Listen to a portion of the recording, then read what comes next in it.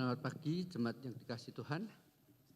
Puji syukur sepanjang 1 minggu ini kita percaya tetap ada penyertaan Tuhan yang secara konkret hadir dalam kehidupan kita dengan segala tantangan-tantangan yang juga Tuhan izinkan hadir di dalam kehidupan kita.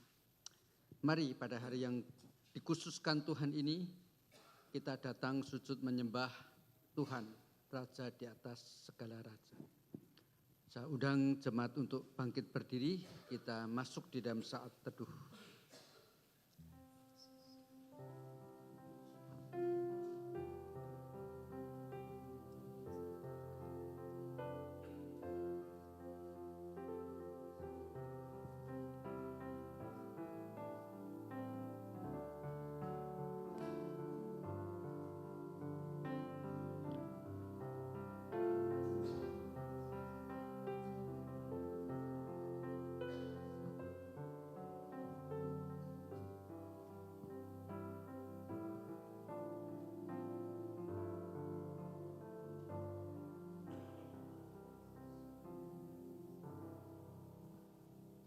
Pertolongan kita adalah dalam nama Tuhan yang menjadikan langit dan bumi, yang setianya sampai selama-lamanya dan tidak meninggalkan pekerjaan tangannya. Turunlah kiranya atas kita sekalian, kasih karunia dan damai sejahtera dari Allah Bapa kita dan dari Tuhan kita, Yesus Kristus. Amin.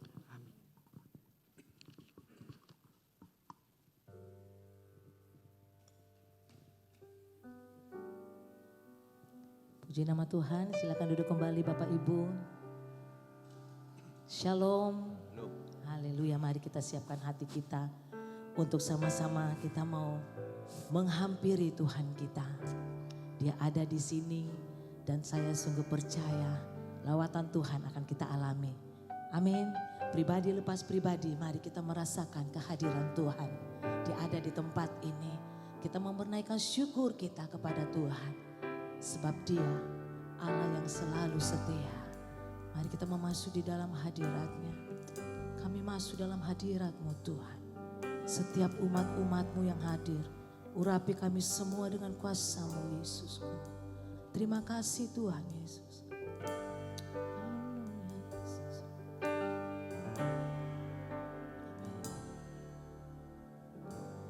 Ku masuk ke hadirat-Mu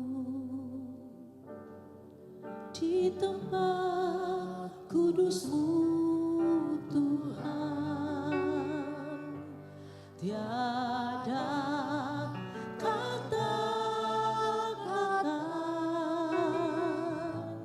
selain puji dan sembah.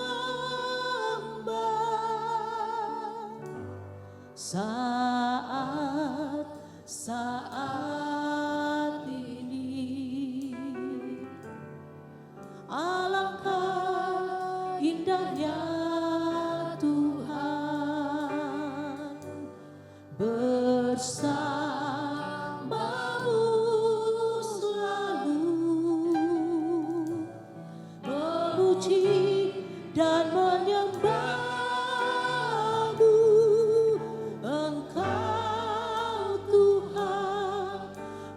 Pujianku, Engkau Tuhan, kemuliaanku, kekudusan-Mu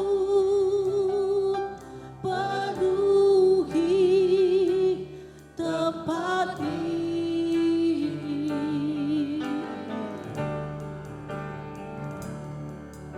Ku dalam bait-Mu, ku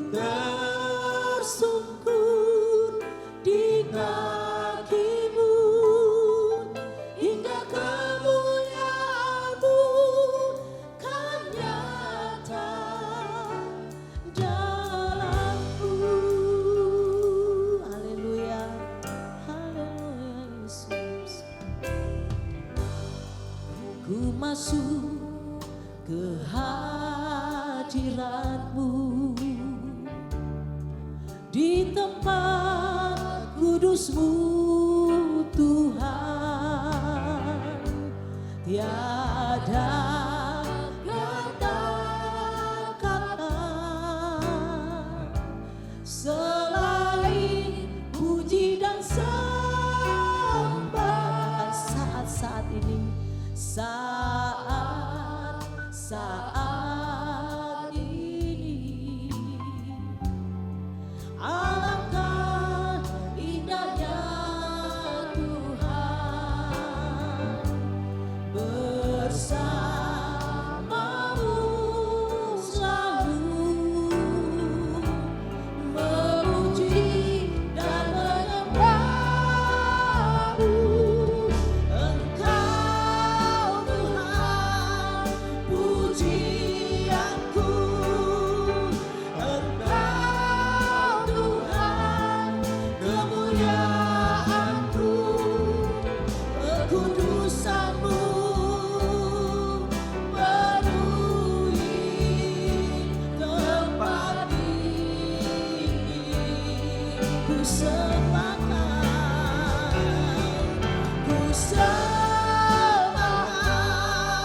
dalam baik-Mu bersungguh di kaki-Mu, hingga kemuliaan-Mu akan datang. Dalam katakan Engkau Tuhan pujianku. Mari kita semua bangkit berdiri, hanya Engkau Tuhan. Engkau Tuhan pujianku, Engkau Tuhan kemuliaanku, kekudusan-Mu penuhi tempat ini. Ku sembahkan Tuhan, ku sembahkan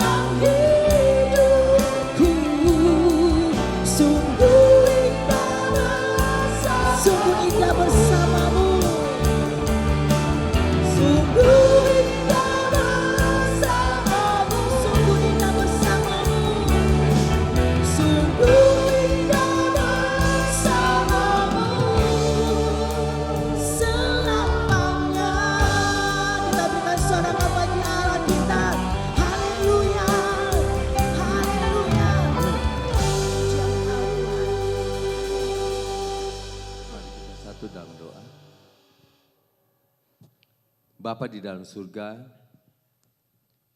Allah yang kami kenal dan kami sembah di dalam nama Yesus Kristus Tuhan. Kembali pada pagi hari ini kami menghampiri tatamu yang kudus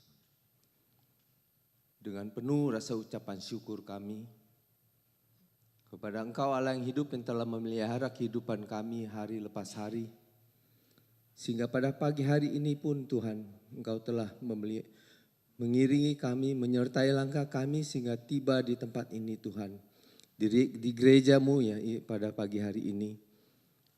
Untuk kami datang menyembah, memuliakan dan meninggikan nama Tuhan. Terima kasih Tuhan. Kami ingin beribadah kepadamu pada pagi hari ini.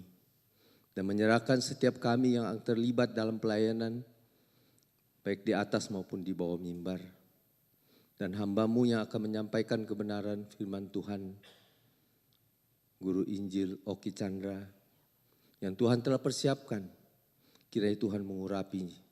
Sehingga firman Tuhan yang ditaburkan pada pagi hari sampai siang hari ini Tuhan, mendatangkan sukacita bagi setiap kami yang mendengarkan dan melakukannya ya Tuhan, di dalam kehidupan hari-hari ke depan ya Tuhan.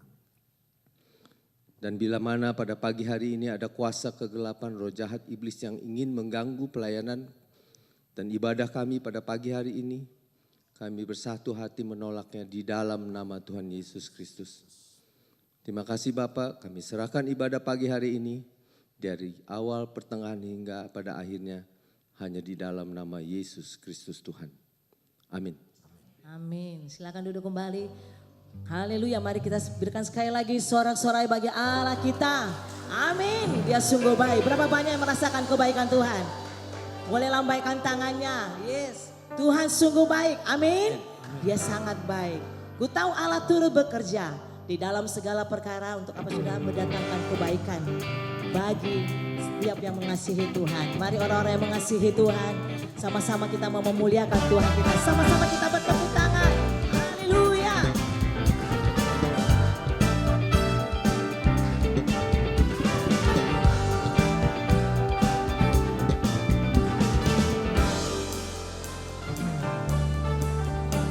Ku tahu Allah turut bekerja di dalam segala perkara untuk mendatangkan kebaikan bagi yang mengasihi Dia.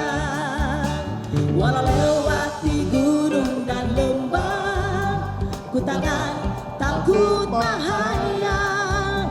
Penyertaannya ku rasakan di sepanjang jalan hidupku. Sebab Dia baik, oh sebab Dia baik. Ku angkat tangan memuji Dia, sebab Dia baik. Untuk selamanya kasih setianya, puji Yesus sebab Dia baik. Lebih lagi bagi Tuhan kita, Engkau sungguh baik. Lebih semangat lagi, amin. Ku tahu Allah turut bekerja di dalam segala perkara untuk mendatangkan kebaikan bagi yang mengasihi Dia. Walau lewati gunung dan lembah, ku takkan takut bahaya. Penyertaannya ku rasakan di sepanjang jalan hidupku. Katakan sebab Dia baik, oh sebab Dia baik. Ku angkat tangan memuji Dia, sebab Dia baik. Untuk selamanya kasih setianya, puji Yesus sebab Dia baik, sebab Dia baik. Oh sebab Dia baik. Ku angkat tangan memuji Dia, oh sebab Dia baik. Untuk selamanya kasih setianya, puji Yesus. Sekali lagi, hanya jemaat sebab Dia baik, oh sebab Dia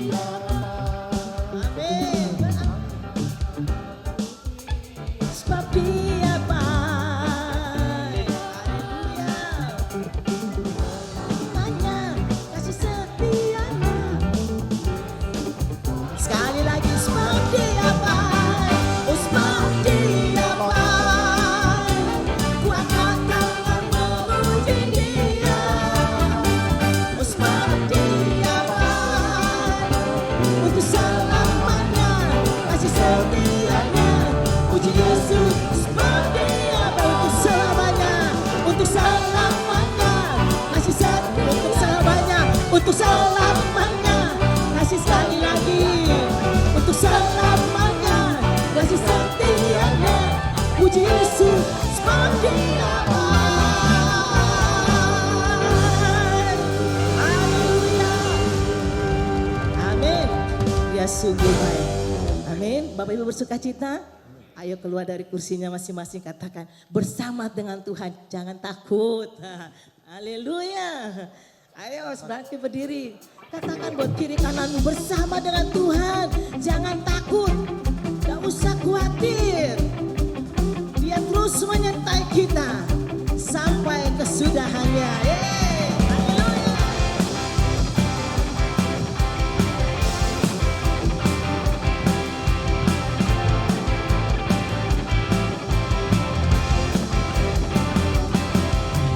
Tak pernah ku ragu akan kesetiaanmu, kau pegang hidupku. Mari kita naikkan pujian ini sambil berdiri. Sepenuh jiwaku ku yakin dan percaya, kau tuntun langkahku. Katakan Yesus, Yesus kaulah Raja dalam hidupku, berkuasa bertanda untuk selamanya. Hanya Kau Tuhan, sumber kekuatan, kuasa-Mu tercurah, bagimu senantiasa. Denganmu Tuhan, apa saudara, aku kan berjalan dari kemuliaan sampai kemuliaan selamanya. Haleluya. Katakan sekali lagi, tak pernah ku ragu akan kesetiaanmu. Katakan kau pegang hidupku Tuhan. Haleluya. Sepenuh jiwaku ku yakin dan percaya, kau tuntun langkahku. Yesus kaulah Raja dalam hidupku, berkuasa berjaya itu Yesus. Yesus kaulah Raja dalam hidupku. Sekali lagi katakan Yesus. Yesus kaulah Raja dalam hidupku, berkuasa berjaya untuk selamanya. Hanya Kau Tuhan, haleluya, sumber kekuatan, kuasa-Mu tercurah, bagiku. Katakan denganmu Tuhan, aku akan terus berjalan dan berjalan dari kemuliaan sampai kemuliaan. Katakan hanya Kau Tuhan, hanya Kau Tuhan, sumber kekuatan, kuasa-Mu tercurah, bagiku senantiasa. Denganmu Tuhan, ku kan berjalan dari kemuliaan sampai kemuliaan. Katakan sekali lagi, hanya Kau Tuhan. Mana suaranya? Katakan Kau sumber kekuatan kami Tuhan. Amin. Tercurah, katakan denganmu Tuhan, aku akan terus berjalan. Amin. Dari kemuliaan sampai hanya Kau Tuhan, Tuhan, sumber kekuatan, kuasa-Mu tercurah,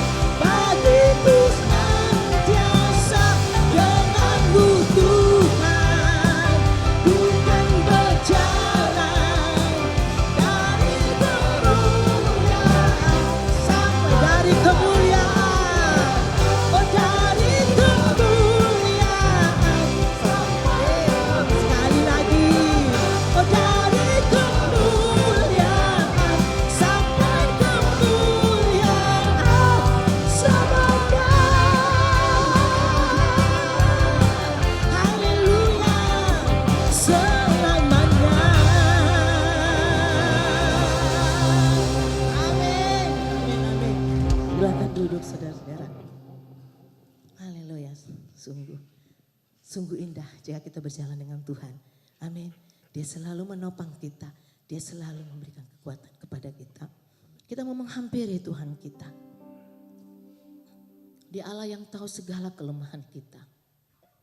Kita mau datang dan kita mau katakan, Tuhan, ubahlah aku, ubahlah hidupku, jamah hidupku sesuai dengan kehendak-Mu. Dia Allah yang akan menghapus segala dosa-dosa kita. Kita mau datang, mohon ampun atas setiap dosa-dosa, setiap kesalahan-kesalahan kita. Haleluya Yesus. Terima kasih Tuhan.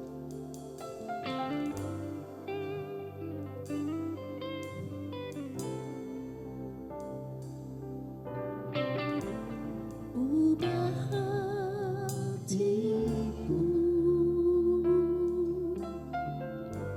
seputih salju.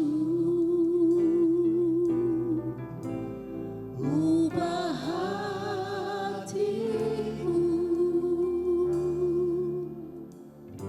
seperti diri-Mu. Katakan, ubah hatiku Tuhan. Ubah hatiku seputih salju. Ubah hatiku seperti diri-Mu. Katakan, Engkau penjuna, Engkau penjuna, ku tanam liat,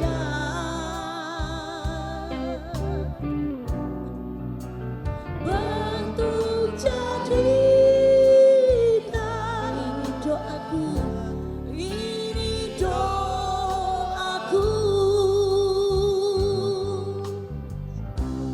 Ubah hatiku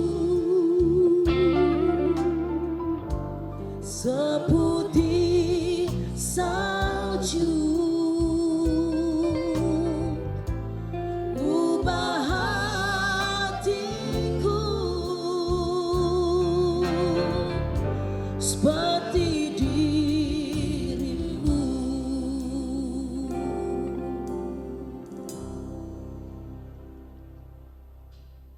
Jemaat yang dikasihi Tuhan, jikalau di dalam perjanjian lama, Roh Kudus mengurapi seseorang dalam tanda kutip hanya untuk dipakai sebagai alatnya. Maka pada perjanjian baru, Roh Kudus tinggal selama-lamanya dalam diri kita, yang terutama untuk mengubah hidup kita. Bukan hanya sekedar untuk menyatakan kuasanya yang ajaib melalui mujizat-mujizat. Itu sebabnya bahkan kepada jemaat di Korintus yang sangat berdosa, Rasul Paulus berkata, tidak tahukah kamu bahwa tubuhmu adalah bait roh. Muliakanlah Allah dengan tubuhmu. Mari kita harus akui, di dalam kehidupan kita kurang memberikan ruang kepada Roh Kudus mengubah hidup kita. Kita masuk di dalam doa, mengakui segala kelemahan kita, mohon pengampunan, bahkan minta Roh Kudus mengubah hidup kita. Mari kita berdoa. Bapa, kami datang kepadamu.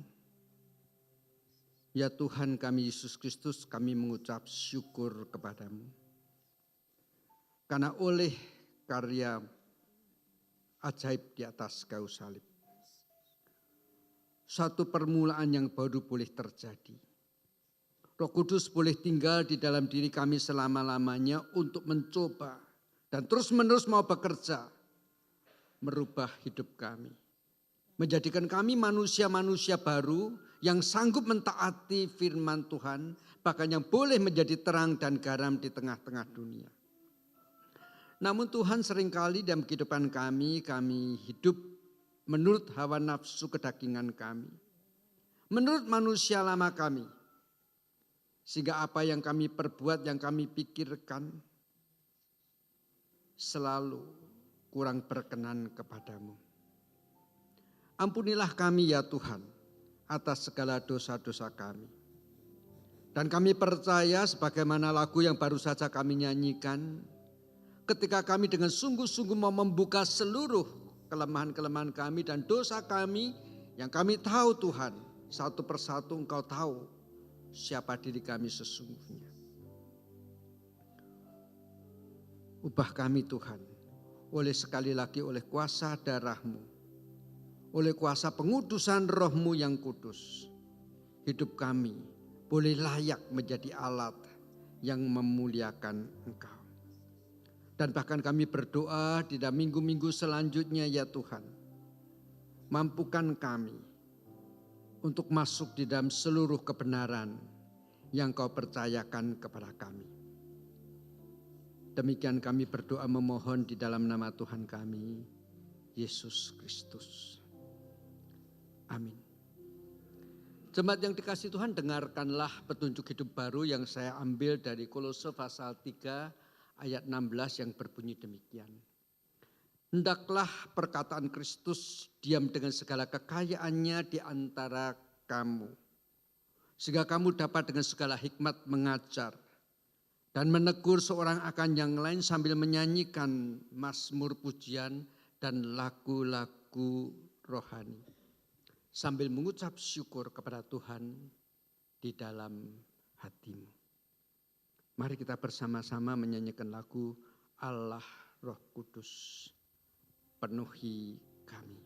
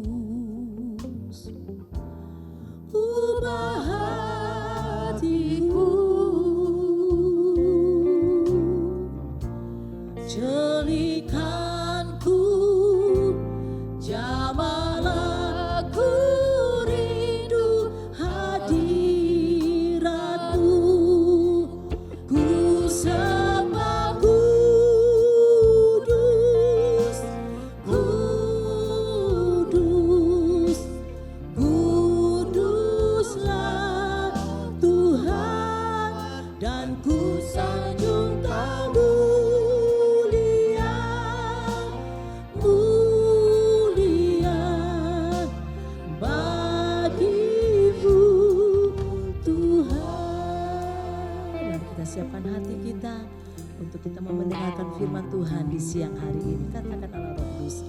Allah Roh Kudus penuhi kami.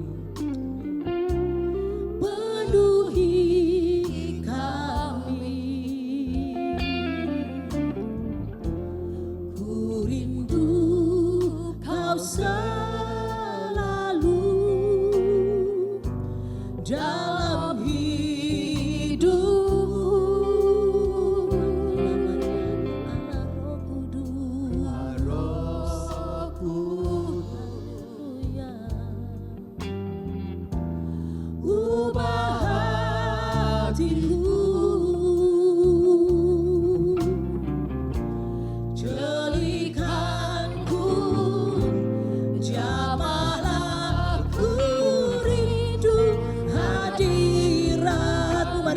berdiri, ku sembahku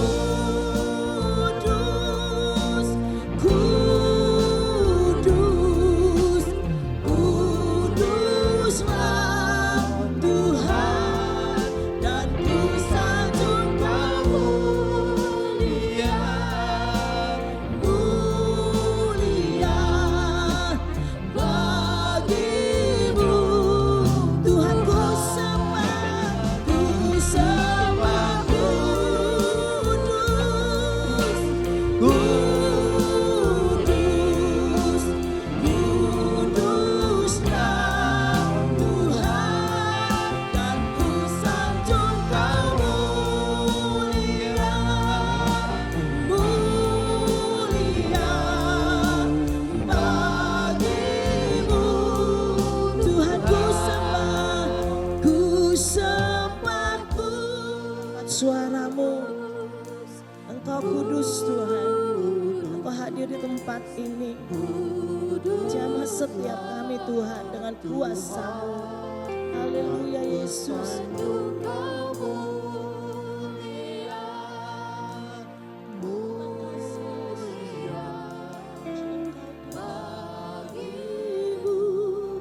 Tuhan ku sembah. Saya persilakan doanya.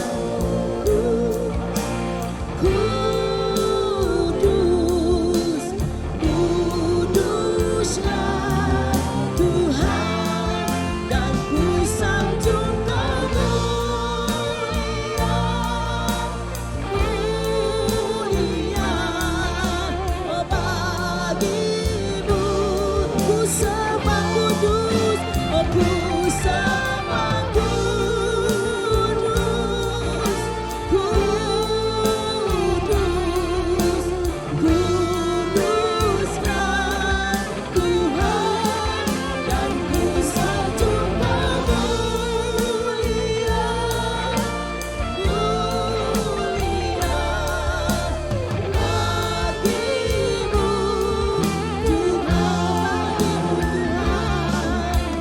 bagimu.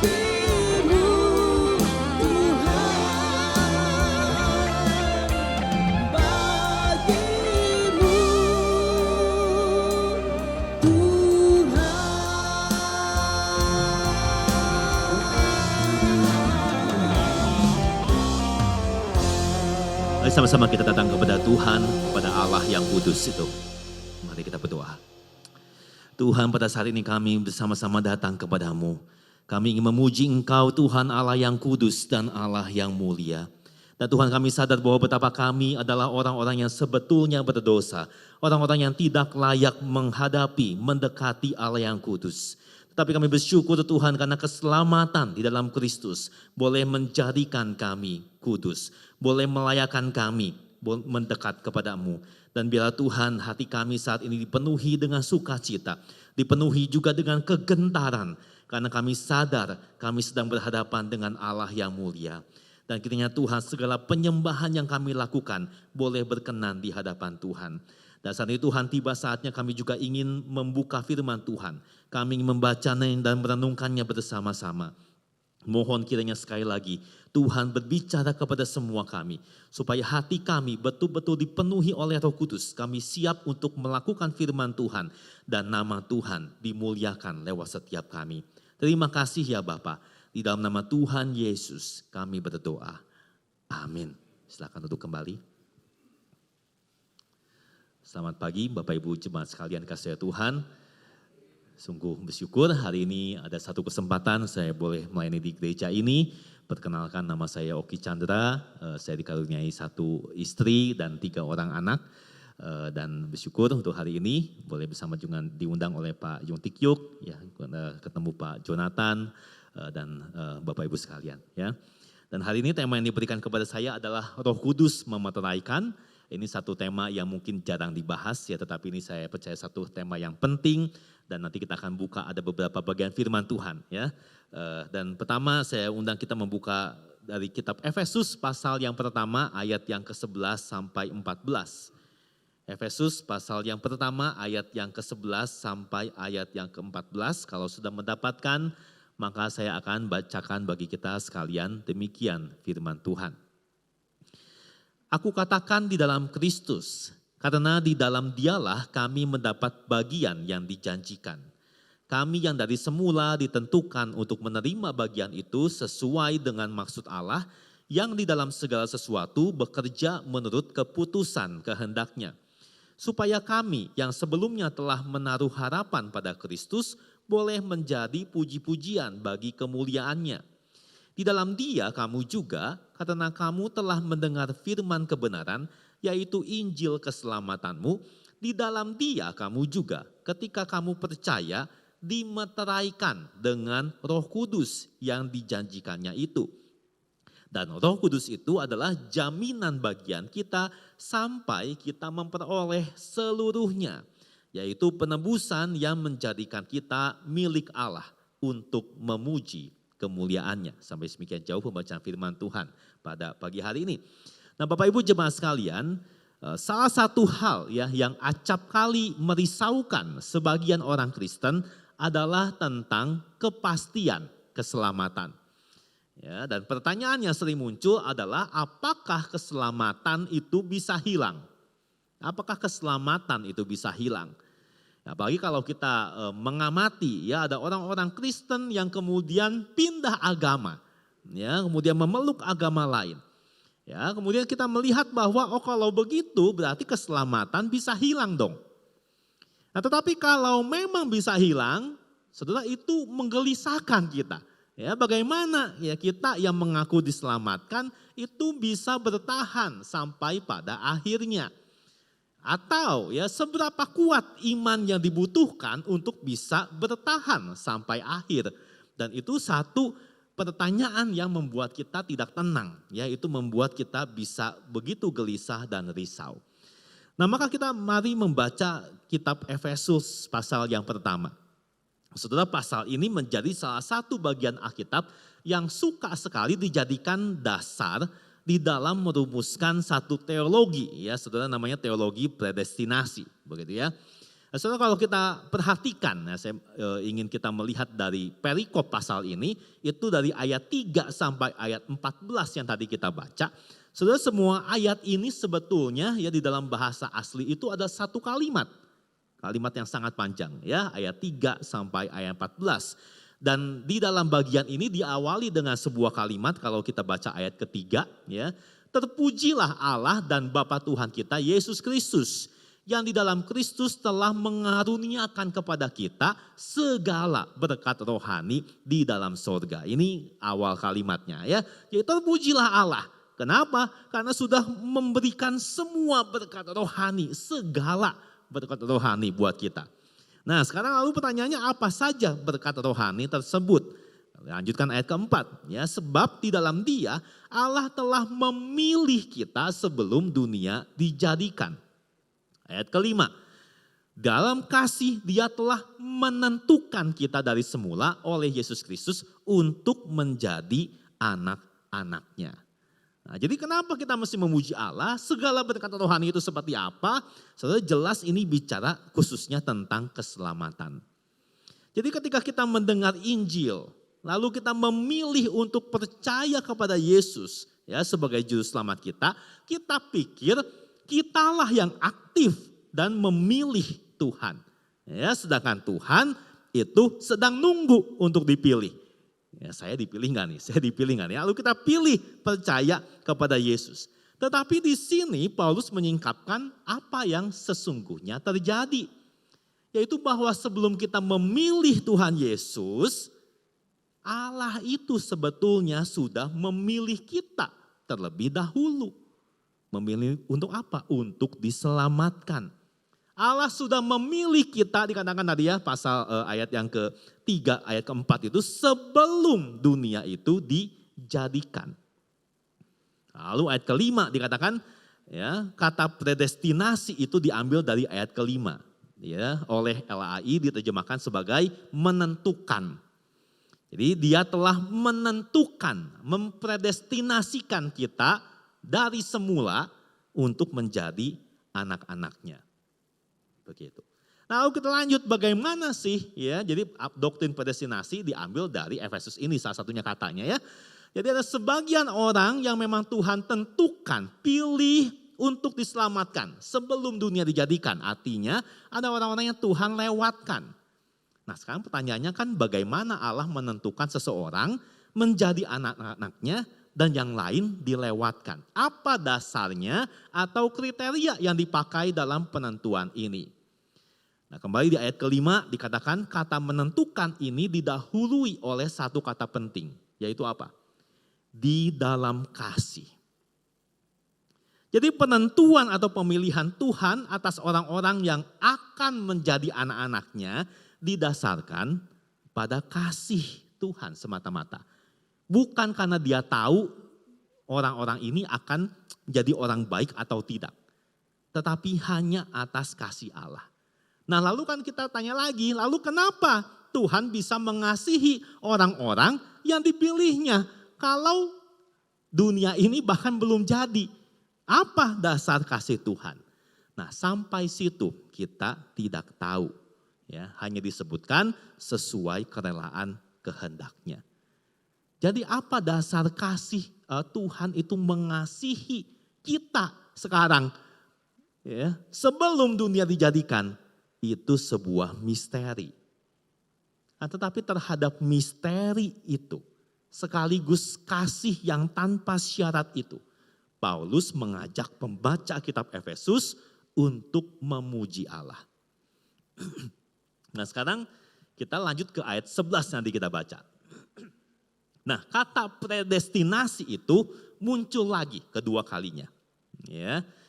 Ayat 11 dikatakan di dalam dialah kami diberikan bagian ya, yang dijanjikan. Nah itu kata terjemahan lain bagian yang dijanjikan itu juga adalah warisan. Jadi kami yang dari semula ditentukan atau dipredestinasi untuk menerima warisan itu sesuai dengan maksud Allah. Jadi dalam bagian ini keselamatan digambarkan sebagai sebuah harta warisan. Kita yang menjadi percaya itu menjadi anak-anak Allah berarti kita menjadi ahli waris. Sekali lagi bukan karena kita orang baik atau saleh, tapi karena Tuhan sudah pilih kita dari semula untuk terima harta warisan itu. Kenapa kita yang dipilih? Sekali lagi disebutkan bekerja menurut keputusan kehendaknya. Ayat 11. Ya. Jadi saudara penentuan itu adalah satu keputusan Allah yang tidak bersyarat.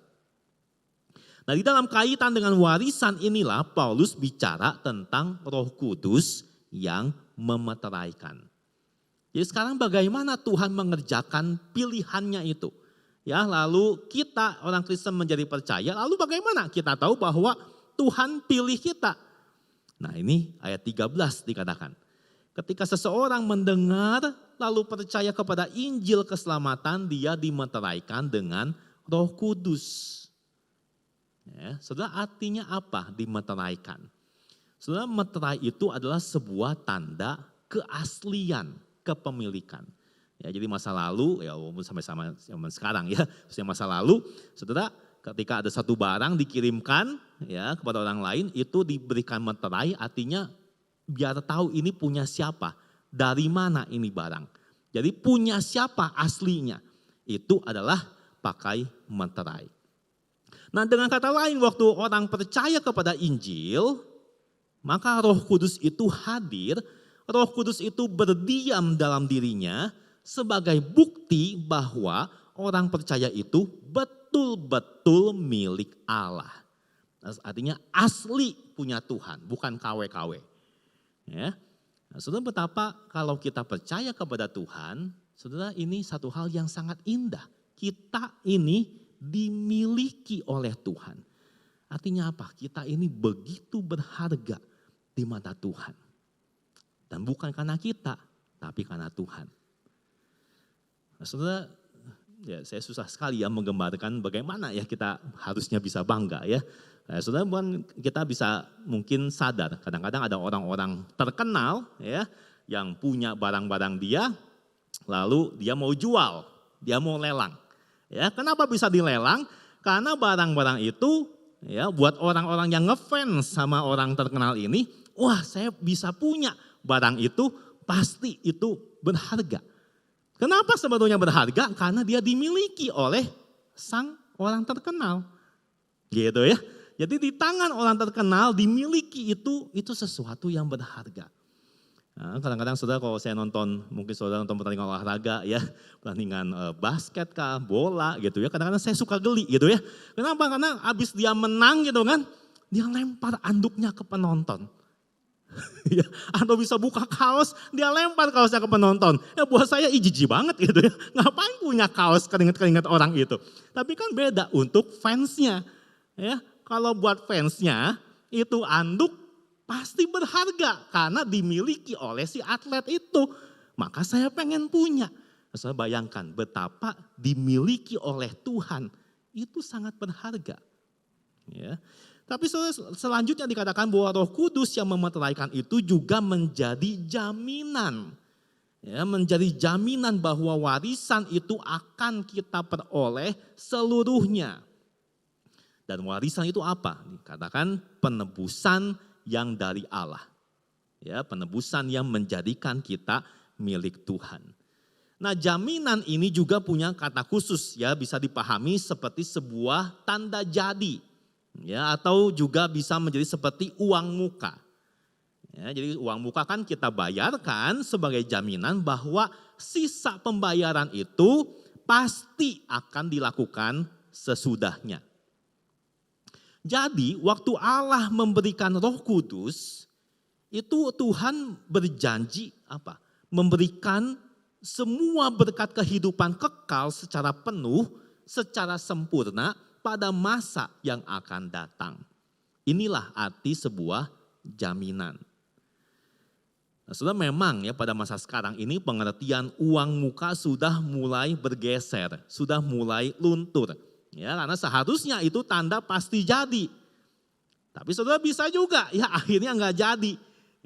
Ya udah kalau sampai nggak jadi gimana? Ya udah uang muka hangus. Ya, sehingga harusnya kerugian itu minimal karena sudah ada uang muka, tapi bisa tidak jadi. Nah, tetapi pengertian jaminan di ayat ini tidak seperti demikian. Namanya jaminan ya berarti pasti jadi. Ya, tinggal tunggu waktunya kapan. Nah, maka kalau kita balik lagi ke pertanyaan tadi di awal, apakah orang percaya bisa kehilangan keselamatan? Jawabannya tidak akan hilang. Kenapa begitu? Ya, karena orang-orang yang menerima keselamatan itu sudah ditentukan dari semula. Jadi keselamatan itu tidak bergantung kepada perbuatan baik kita di akhir hidup kita. Ya, sama sekali tidak ada andil dari orang percaya. Dan waktu seseorang sudah menjadi percaya, dia akan dimeteraikan oleh Roh Kudus. Menjadi sebuah bukti kepemilikan oleh Tuhan. Dan meterai itu tidak mungkin bisa hilang. Ya, kenapa? Karena menjadi sebuah jaminan. Kalau masih bisa hilang, ya itu bukan jaminan. Tapi ini kalau jaminan berarti sampai akhir ya warisan itu pasti akan diberikan seluruhnya secara sempurna. Jadi saudara, buat kita yang betul-betul percaya hari ini, kita sudah mendapatkan keselamatan itu, tetapi belum sempurna. Kita itu baru mencicipi sebagian kecil dari penebusan Kristus. Ya. Tetapi keselamatan itu sesuatu yang dijamin oleh Allah. Nah, bukankah kebenaran ini seharusnya membuat kita bersuka cita?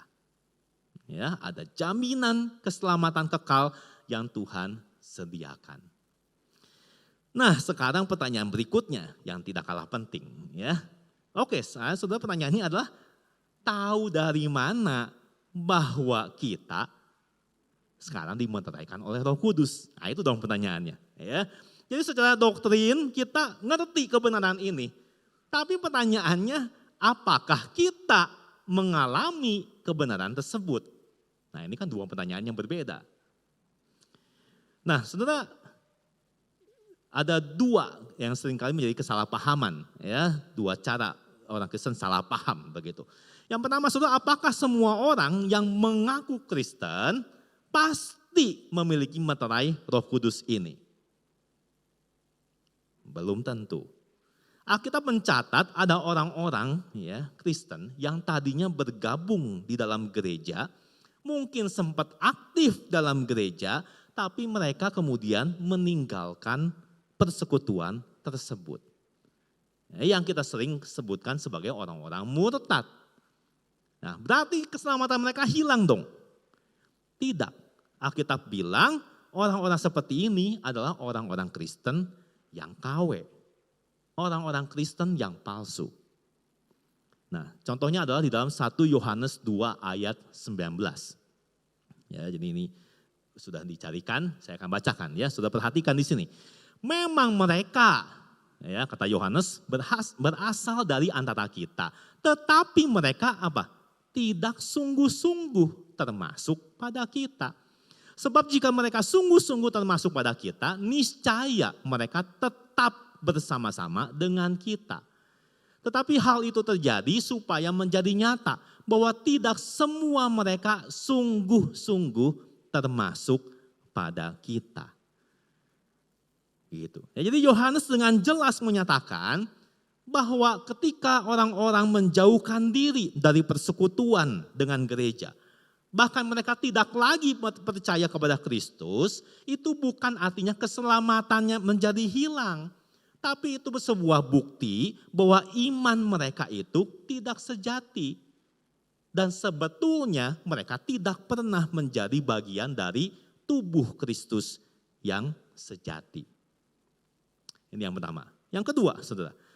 Apakah kehadiran Roh Kudus yang memeteraikan ditandai dengan kemampuan untuk melakukan mujizat Tuhan? Jawabannya tidak. Ya. Kita baca dari Matius 7 ayat 21 sampai 23. Ini satu ayat yang sering kita baca, yang kalau baca suka menggetarkan hati. Ya. Dikatakan bukan setiap orang yang berseru kepadaku Tuhan, Tuhan akan masuk ke dalam kerajaan sorga. Melainkan dia yang melakukan kehendak Bapakku yang di sorga. Pada hari terakhir banyak orang akan berseru kepadaku Tuhan, Tuhan, bukankah kami bernubuat demi namamu? Dan mengusir setan demi namamu. Dan mengadakan banyak mujizat demi namamu juga, bukan demi nama orang lain. Pada waktu itulah aku akan berterus terang kepada mereka dan berkata, aku tidak pernah mengenal kamu. Enyahlah daripadaku kamu sekalian pembuat kejahatan. Jadi ini saudara. Ya, sudah bayangkan kalau ada di gereja orang-orang yang sanggup melakukan kayak begini. Saya nggak tahu gereja Petra banyak nggak gitu ya. Orang yang bisa mengusir setan kemana-mana, melakukan mujizat, tiap dia doakan sembuh di mana-mana. Demi nama Tuhan loh, demi nama Tuhan Yesus loh. Nah kalau saya doa, ya saudara sakit dalam nama Yesus, saudara nggak sembuh, nah saya dipertanyakan dong, ini benar-benar nggak hamba Tuhan gitu kan? Nah, saudara kalau ada hamba Tuhan, doain saudara, penyakit jadi sembuh, setan keluar, sekarang kita pasti pikir, wah ini pasti orang yang dekat banget sama Tuhan. Ya, daripada pendeta-pendeta itu tuh, ya, saya sehat didoain jadi sakit. Ya, ini pendeta, ya sakit jadi sembuh, ini beneran dari Tuhan. Terus yang dia omongin itu kejadian loh. Saudara, lalu ternyata dibilang apa? Kemampuan supernatural seperti ini ternyata tidak menjamin bahwa mereka ini orang-orang Kristen. Ya, Tuhan dengan sangat keras mengatakan, aku tidak pernah mengenal kamu. Kamu mengaku mengenal saya gitu kan, tapi aku tidak pernah kenal kamu. Artinya apa saudara? Ternyata mereka tidak pernah sungguh-sungguh percaya. Ini mengejutkan sekali. Ada orang-orang yang bisa dengan nama Yesus melakukan mujizat, tetapi tidak pernah dimeteraikan oleh Roh Kudus. So, kalau demikian, maka kehidupan seperti apa ya yang mencirikan Roh Kudus itu ada dalam diri kita? Roh Kudus itu memeteraikan hati kita. Saudara, mari saya ajak baca dari Efesus pasal yang keempat. Ya, muncul lagi kata Roh Kudus memeteraikan. Efesus 4 ayat 25 sampai 30. Ya. Saya akan bacakan buat kita Efesus 4 ayat 25 sampai 30. Karena itu buanglah dusta dan berkatalah benar seorang kepada yang lain. Karena kita adalah sesama anggota. Apabila kamu menjadi marah, janganlah kamu berbuat dosa. Janganlah matahari terbenam sebelum padam amarahmu. Dan janganlah beri kesempatan kepada iblis. Orang yang mencuri, janganlah dia mencuri lagi. Tapi baiklah dia bekerja keras dan melakukan pekerjaan yang baik dengan tangannya sendiri. supaya dia dapat membagikan sesuatu kepada orang yang berkekurangan. Janganlah ada perkataan kotor keluar dari mulutmu, tetapi pakailah perkataan yang baik untuk membangun di mana perlu, supaya mereka yang mendengarnya beroleh kasih karunia. Ayat 30. Dan janganlah kamu mendukakan Roh Kudus Allah yang telah memeteraikan kamu menjelang hari penyelamatan. Nah, jadi kata Roh Kudus memeteraikan dalam kitab Efesus muncul lagi di pasal 4 ayat ini. Kalau kita lihat konteksnya, ya saya tidak ajak baca dari ayat sebelumnya, tapi mulai ayat 22 disebut bahwa kamu harus menanggalkan manusia lama lalu mengenakan manusia baru. Nah, baru mulai ayat 25 tadi sampai 30 menjabarkan seperti apa kehidupan manusia lama dan manusia baru. Dan tiba-tiba di ayat 30 Paulus tulis Roh Kudus yang memeteraikan. Jadi saudara dapat disimpulkan bahwa ciri seseorang memiliki Roh Kudus dalam hidupnya itu adalah apa? Ditandai dengan kehidupan yang semakin kudus. Karena sekarang dia sudah menjadi manusia baru. Jadi bukan oleh aktifnya dalam gereja, walaupun itu penting tentu ya. Bukan oleh kemampuan melakukan mujizat, ternyata itu sama sekali belum tentu berkaitan dengan hadirnya Roh Kudus. Tapi dengan kehidupan yang semakin kudus. Kalau ada Roh Kudus dalam hati, ya hidup pun harusnya kudus. Bagaimana Roh Kudus ada dalam diri kita, tapi hidup kita tidak kudus. Dan contohnya itu gamblang disebutkan dengan Paulus. Ya, tadi kita baca, manusia lama berkata dusta, manusia baru berkata benar. Manusia lama kalau marah itu sampai dendam. Manusia baru jangan gitu dong. Ya, marah tapi jangan sampai matahari terbenam. Manusia baru itu mencuri, korupsi, bukan cuma uang, mungkin waktu. Ya, manusia baru itu bekerja keras. Dia tidak mengambil, mencuri, tapi justru berbagi apa yang dia punya. Manusia lama, kata-katanya kotor, kata-katanya jorok. Kata manusia baru, kalau ngomong itu membangun. Nah, sudah menarik ya bahwa contoh-contoh manusia lama yang Paulus ambil itu ya dekat dengan kehidupan kita. Ya, maksudnya celaka kita ya kalau bukti Roh Kudus hadir, saudara bisa mengadakan mujizat, itu celaka kita. Tapi apa buktinya Roh Kudus ada? Kalau ngomong jangan kotor dong. Dekat banget ya itu sehari-hari. Kalau marah jangan dendam dong. Dan lain sebagainya. Ya, maka saudara apakah karakter-karakter ini muncul dalam kehidupan kita? So ketika Roh Kudus memeteraikan orang percaya seharusnya berarti apa? Terjadi perubahan dalam hidupnya. Orang-orang ini akan meninggalkan manusia lama dan menghidupi manusia baru. Dan perubahan ini dimungkinkan kenapa? Karena Roh Kudus memberikan kuasa, kemampuan, sekaligus juga kerinduan. Nah ini penting, saudara, kerinduan untuk hidup kudus. Sebelum kita menjadi orang percaya, ya firman Tuhan menyingkapkan kita hidup di dalam dosa. Kita dibelenggu oleh kuasa dosa, sehingga kita tidak bisa lepas dari kuasanya. Dan keinginan kita semata-mata adalah melakukan dosa. Itulah hidup manusia lama. Tetapi sekarang ketika sudah menjadi manusia baru, seluruh hidupnya berubah, terutama orientasi hidupnya. Sekarang arah hatinya kepada Tuhan. Dan cara hidup itu sudah berubah. Orang Kristen yang sejati seharusnya punya keinginan yang baru. Dia mulai mengasihi Tuhan dan mengasihi apa yang Tuhan kasihi. Itulah sebabnya dikatakan jangan mendukakan Roh Kudus. Artinya apa saudara? Kalau kita orang percaya kita mulai belajar mengasihi Tuhan. Nah kalau kita mengasihi Tuhan kita tidak mau membuat Tuhan sedih karena dosa-dosa kita. Dan itu menjadi motivasi kita untuk hidup kudus. Waktu belum dimeteraikan oleh Roh Kudus, saudara, kita tidak peduli dengan hidup kudus. Ya, bahkan hidup kudus itu menjadi satu beban berat yang sebetulnya kita mungkin tidak suka. Ya, kita pasti tidak suka dan sebetulnya mungkin kita hanya takut dihukum. Jadi hidup kudus. Ya, karena sebetulnya kita terpaksa. Dan 1 Yohanes 4 ayat 18, ya. 1 Yohanes 4 ayat 18 menyatakan di dalam kasih tidak ada ketakutan. Kasih yang sempurna melenyapkan ketakutan. Sebab ketakutan mengandung hukuman. Barang siapa takut, dia tidak sempurna di dalam kasih.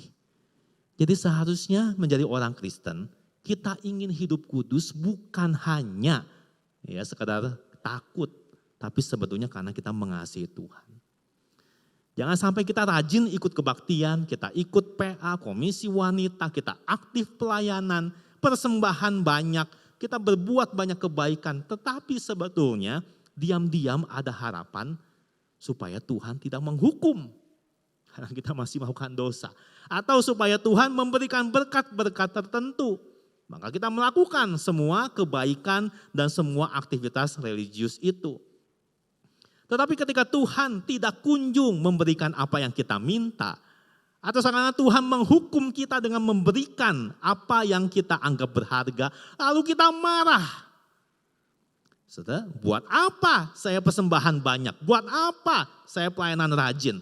Kok apa yang saya punya diambil daripada saya? Baru mulai kelihatan aslinya. Sebetulnya di dalam hatinya tidak ada cinta kepada Tuhan. Kekudusan itu bukan sesuatu yang indah. Dosa itulah yang nikmat. Saya nggak melakukannya karena saya takut dihukum. Tapi kalau nggak dihukum, saya akan lakukan dosa. Tetapi saudara, kalau ada Roh Kudus yang memeteraikan, harusnya kekudusan itu menjadi sesuatu yang indah yang kita kasihi. Maka saudara, untuk kita aplikasi ya, sekarang aplikasi bagaimana ya kalau kita betul-betul dimeteraikan oleh Roh Kudus. Apa yang sebetulnya bisa kita lakukan? Saudara, tentu pertanyaan yang pertama adalah apakah kita sungguh dimeteraikan oleh Roh Kudus? Ingat bahwa dimeteraikan oleh Roh Kudus itu berarti dimiliki oleh Tuhan. Kalau kita dimiliki oleh Tuhan, berarti kita akan dikenal oleh Tuhan. Kalau kita dikenal oleh Tuhan, berarti kita dikasihi tanpa syarat. Karena kita dipredestinasi untuk menjadi anak-anaknya. Dan saudara, kalau kita sungguh dimiliki oleh Allah, saudara, masa hati kita tidak melimpah dengan syukur. Kita yang tadinya dibelenggu oleh dosa, kita dimurkai oleh Allah, seharusnya dibinasakan. Kita yang adalah sampah tidak berguna, tapi Tuhan memutuskan untuk mengasihi kita, menjadikan kita miliknya. Sudah aplikasi pertama, biarlah kita semakin memuji kasih karunia-Nya dengan sepenuh hati kita. Mengapa Tuhan memutuskan mencintai kita, kita tidak tahu. Itu sebuah misteri. Tapi biarlah ketidakmengertian kita itu membuat kita semakin kagum akan Tuhan. Dan semakin sujud menyembah Dia. Yang kedua, saudara, aplikasinya. Kalau kita dimiliki oleh Allah, maka hidup kita punya siapa? Punya Tuhan. Maka hiduplah bagi Tuhan sang pemilik kita. Seperti apa hidup bagi Tuhan? Salah satunya adalah tentu dengan hidup kudus. Sekali lagi, sebelum kita ditebus oleh Tuhan, kita ini akan mencibir ide tentang hidup suci. Ya, orang-orang yang hidup suci kayak begitu, itu sok fanatik, sok suci. Ya, merebut kesenangan hidup. Tuhan kok enggak suka ya kita hidup senang. Tapi sesudah kita dimeteraikan oleh Roh Kudus, orientasi hidup kita berubah, selera rohani itu mulai muncul, dan kita mulai dimampukan melihat kekudusan Tuhan, itu sesuatu yang indah. Hukum-hukum Tuhan itu sesuatu yang mulia. Dan kita mulai belajar untuk mengejar hidup kudus.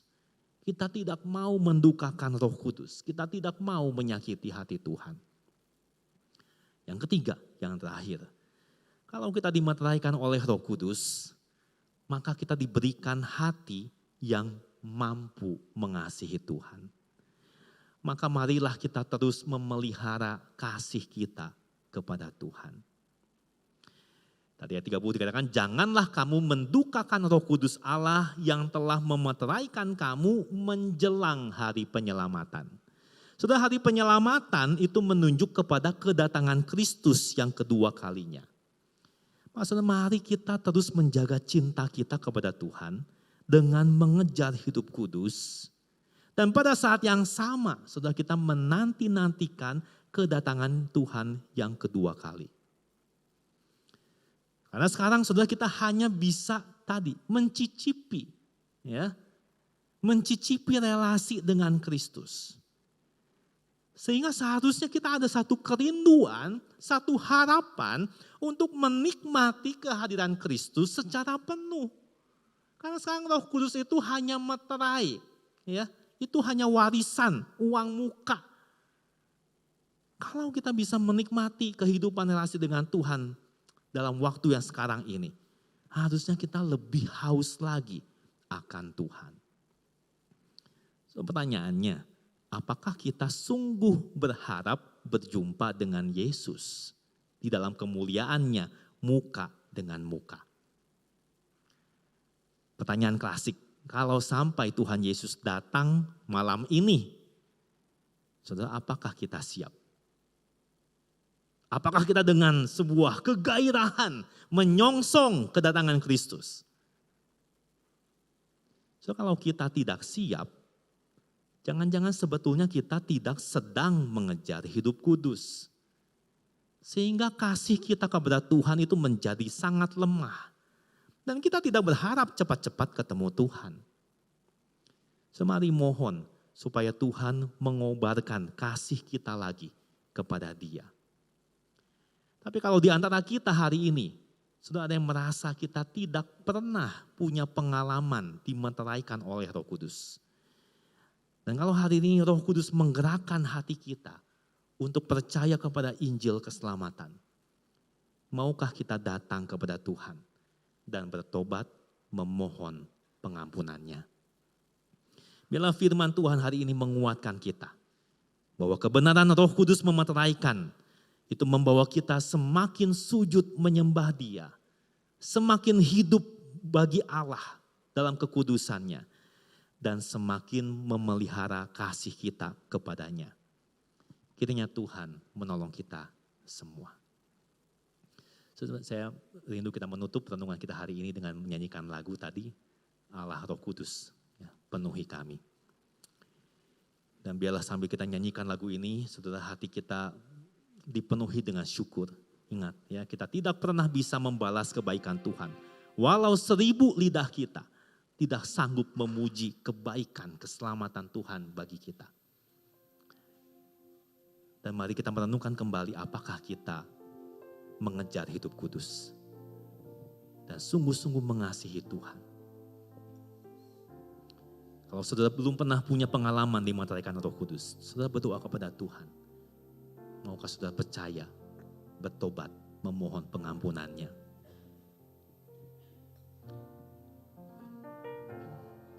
Allah Roh Kudus penuhi kami.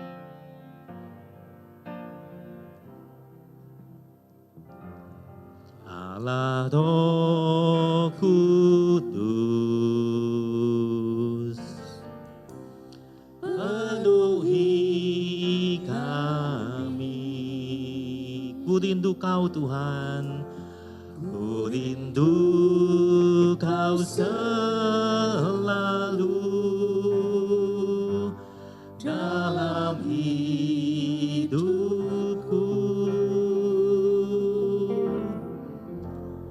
Allah Roh Kudus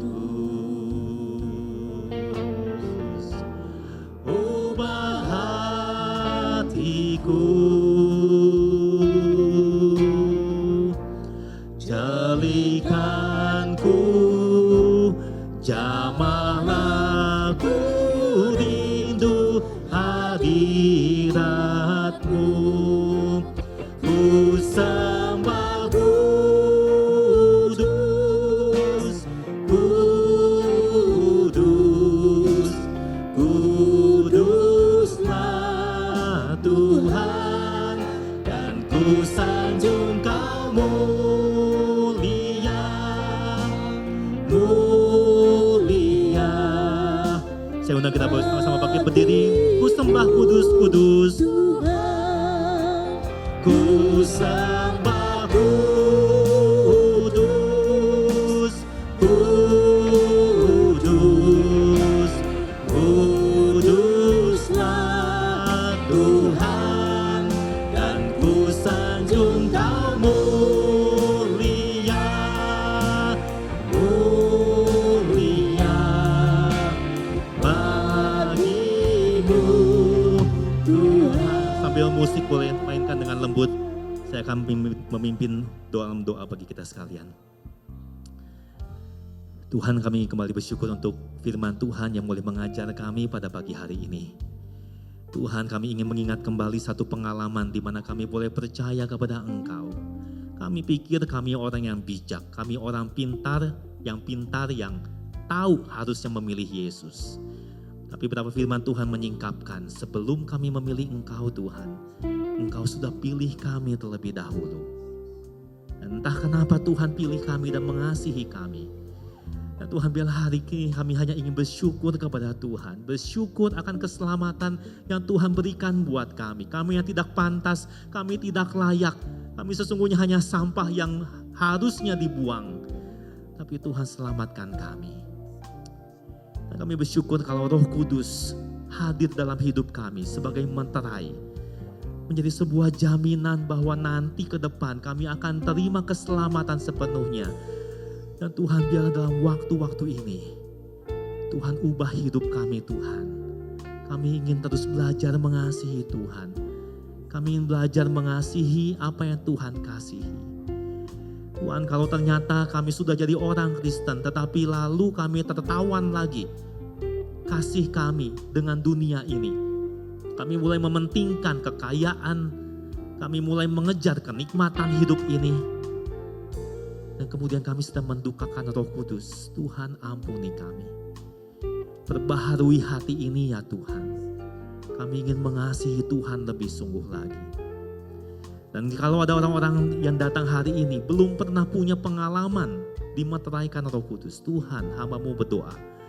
Kalau kemudian orang-orang ini disapa oleh Tuhan, hatinya digerakkan oleh Engkau, biarlah mereka tidak mengeraskan hati, tapi mulai mereka datang kepada Kristus, bertobat, memohon pengampunan-Mu.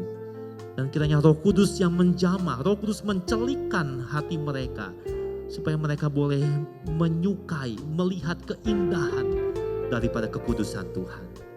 Terima kasih ya Bapa. Di dalam nama Tuhan Yesus kami berdoa.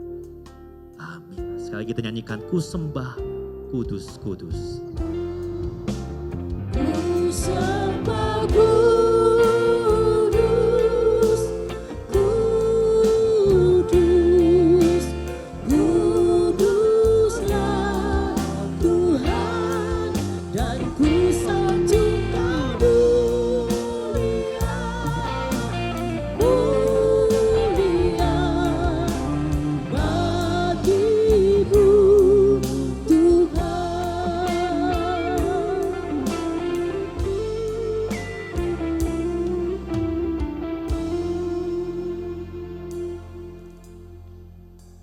Terpujilah nama Tuhan yang melalui sejarah membuktikan bahwa rencana sejak sebelum dunia dijadikan itu tergenapi.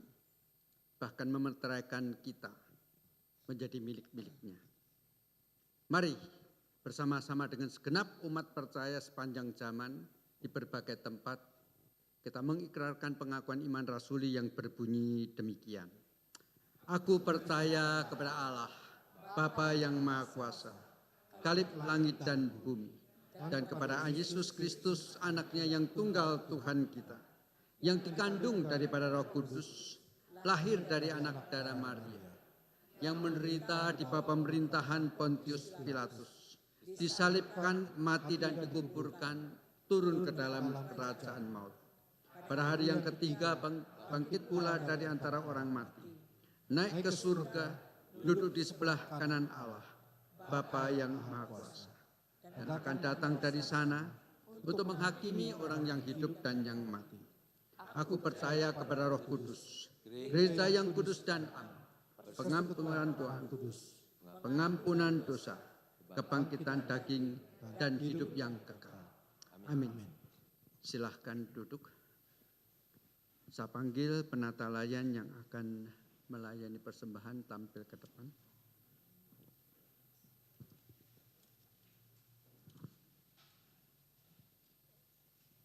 Mari, di dalam rasa syukur karena anugerah Tuhan, bahkan berkat-berkat yang selalu Tuhan berikan di dalam kehidupan kita, kita melengkapi ibadah kita pada pagi hari ini dengan datang membawa persembahan. Kita berdoa. Tuhan, kami mengucap syukur untuk semua yang sudah Kau kerjakan atas kami. Kasih-Mu yang ajaib, kasih-Mu yang mengagumkan, yang sudah memilih kami yang tidak lebih baik daripada orang lain, bahkan sejak sebelum dunia dijadikan, dengan satu tujuan utama, supaya kami hidup kudus dan memuliakan Engkau. Tuhan, ajarkanlah kepada kami untuk senantiasa kami ingat dan bukan menyombongkan diri. Engkau memilih kami bukan karena kami kudus, tetapi justru sebaliknya, supaya kami hidup kudus. Tuhan, kami juga mengucap syukur untuk berkat-berkat kecukupan yang Kau berikan di dalam kehidupan kami setiap hari. Dan pagi ini Tuhan, kami mau datang juga dengan mengekspresikan rasa syukur kami ini, dengan menyisihkan sebagian apa yang sudah Kau berikan kepada kami sebelumnya untuk boleh dipakai untuk pekerjaan-Mu di tengah-tengah dunia ini. Kami berdoa di dalam nama Tuhan kami, Yesus Kristus. Amin.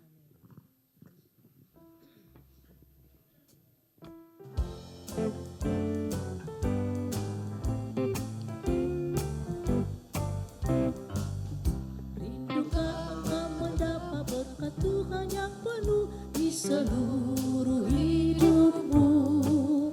Mintalah kepada Bapamu yang janjinya teguh, menyertai langkahmu. Roh Kudus terus meluapi hatimu, karena Tuhan berpesan, bawalah bencanamu. Roh Kudus terus meluapi hatimu, dengan kuasa-Nya. Penebus, wahai kawan yang lesu, dengan hati yang rendah tetap nantikan Roh Kudus masuk dalam hatimu. Roh Kudus terus meluapi hatimu, karena Tuhan berpesan, bawalah bencanamu. Roh Kudus terus meluapi hatimu, dengan kuasa-Nya. Mengalirlah terus, tak berubah kasih-Nya. Bencana bukan terisi oleh kuasa Roh Kudus, ya dan amin janji-Nya. Roh Kudus terus meluapi hatimu, karena Tuhan berpesan, bawalah bencanamu.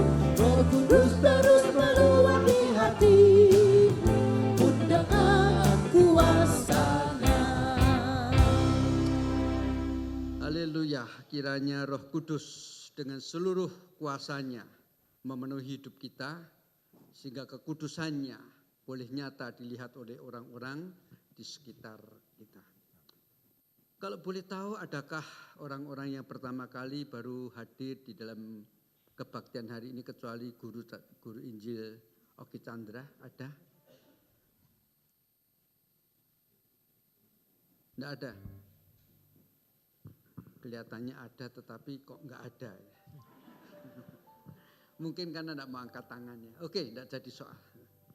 Ya, kalau memang ada yang baru pertama kali hadir dan belum punya ibadah tetap, silahkan tetap di tempat ini ya. Jikalau firman dan puji-pujiannya sudah memberikan kekuatan dan penghiburan bagi saudara. Sebelum masuk di dalam doa syafaat, saya ingin sharing satu hal yang bagi saya luar biasa. Semalam saya menjadi satu beban yang memang harus berdoa bagi seseorang yang sedang sakit. Setelah diatur waktunya mau doa bersama-sama lewat WhatsApp call gitu ya. Alkitab ada di samping saya. Tuhan, ayat yang mana nih ya yang harus saya pakai untuk menguatkan dia. Ini bukan berdoa sih ya, cuma dalam hati ngomong begitu. Saya buka Alkitab, luar biasa. Persis saya buka di Mazmur pasal 41. Saya bacakan judulnya dulu. Waktu saya Alkitab saya buka sembarangan dalam tanda kutip ya. Itu terbuka di Mazmur pasal 41. Judul Mazmur itu doa minta penyembuhan. Saudara, sebelum saya lanjutkan sharing saya ingatkan. Bukan maksud saya lain kali kalian sembarangan, Tuhan aku butuh tuntunanmu, plek buka Alkitab. Bukan itu maksud saya. Tetapi yang saya mau katakan betul-betul Tuhan itu hadir secara nyata di dalam kehidupan kita. Jadi jangan minta pengalaman seperti saya semalam ya. Tuhan saya butuh ayat, plek, Alkitab kita bukan buku primbon. Jadi ketika saya buka ayat itu, saya kagak buka Alkitab, saya kaget kok dapatnya Mazmur yang judulnya doa minta penyembuhan. Dan saya akhirnya baca ayat 1 sampai dengan ayat yang keempat. Dan akhirnya ayat yang keempat itulah yang saya bagikan sebelum berdoa untuk orang tersebut. Saya bacakan. Tuhan membantu dia di ranjangnya waktu sakit.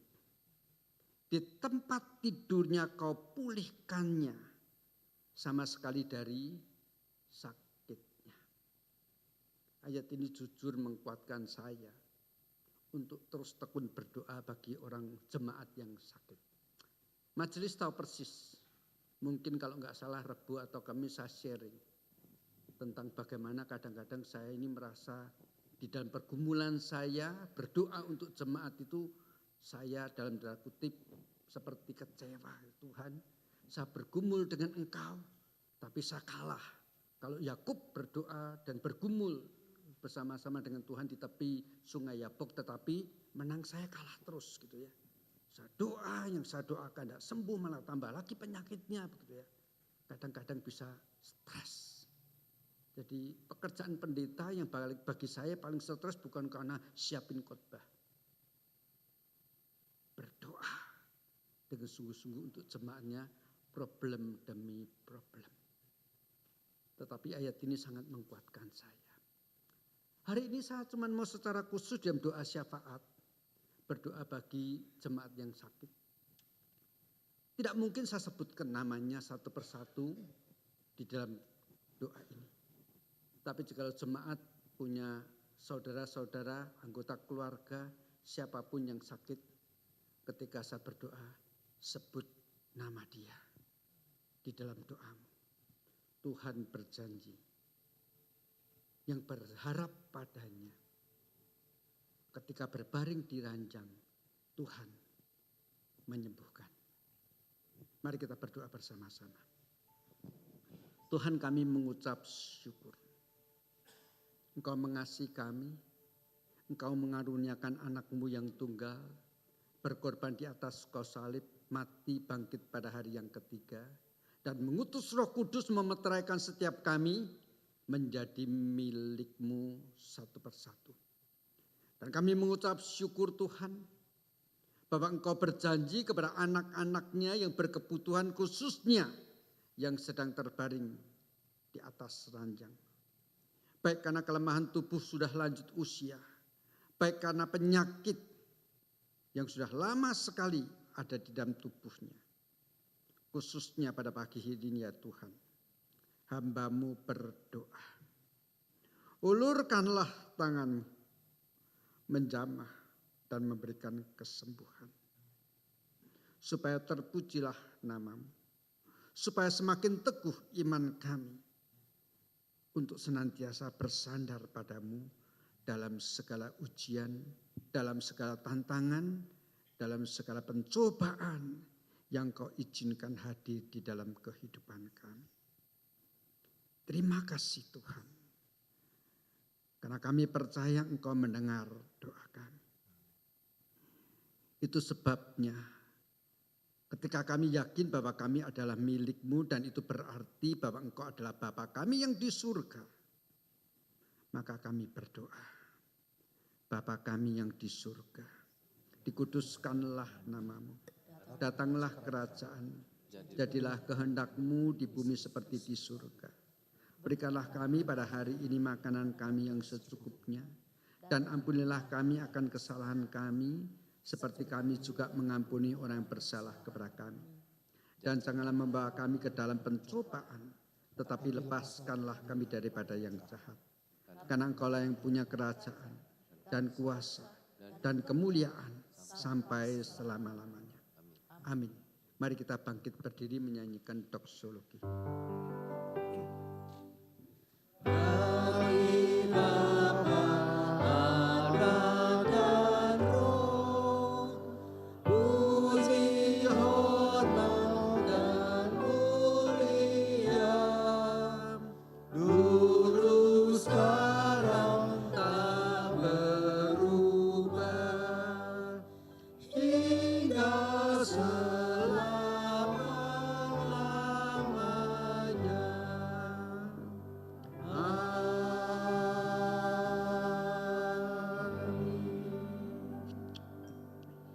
Kiranya kasih karunia dari Allah Bapa yang tercurah dari surga, kasih dan damai sejahtera yang ditinggalkan oleh Tuhan Yesus yang melampaui segala akal, penyertaan, pertolongan, bahkan persekutuan di dalam Allah Roh Kudus, menyertai saudara-saudara sekarang ini sampai selama-lamanya. Amin.